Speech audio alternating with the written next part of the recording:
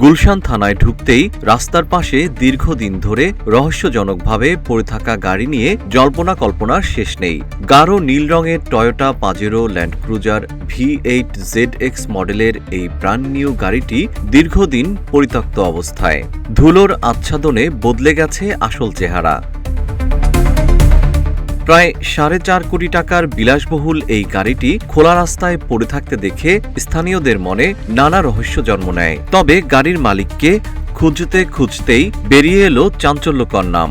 জানা গেছে গাড়িটির মালিক পতিত সরকারের সাবেক আইনমন্ত্রী আনিসুল হক। কিউব হোল্ডিংসের গল্পে সেই রেখাটি আঁকা হয়েছিল আজ থেকে 1 যুগ আগে। নকশাই আমাদের ভাষা। Cube holdings limited. 24 জুলাই গণ অভ্যুত্থানে হাসিনা সরকারের পতনের পর আত্মগোপনে চলে যান তিনি। এ সময় তার ব্যবহৃত গাড়িটিও লুকিয়ে রাখা হয়, কিন্তু বেশি দিন পালিয়ে থাকতে পারেননি। গণমাধ্যমের শিরোনামে উঠে আসে সরকার পতনের 8 দিনের মাথায় 13 আগস্ট আনিসুল হকের বুড়িগঙ্গা নদীপথে পালাতে গিয়ে কোস্টগার্ডের হাতে ধরা পড়ার খবর। এদিকে গণমাধ্যমকে পুলিশ জানায় সাবেক মন্ত্রীর গাড়ি ইউনাইটেড হাসপাতালের বেসমেন্টে লুকানো ছিল।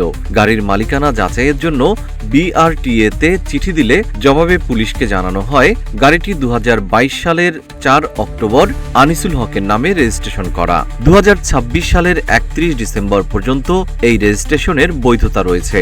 গাড়িটি MP কোটায় শুল্কমুক্ত সুবিধায় আমদানি করা হয়।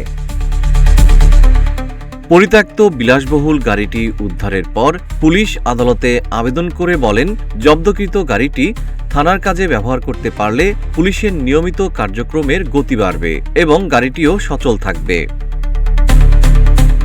সংশ্লিষ্টরা বলছেন, পুলিশ বাহিনীতে সাধারণভাবে কোটি টাকার এমন গাড়ি ব্যবহার করা হয় না। ফলে অনুমোদন পেলেও কোন পর্যায়ের কর্মকর্তাদের এটি ব্যবহার করতে দেওয়া হবে তা এখনও স্পষ্ট নয়।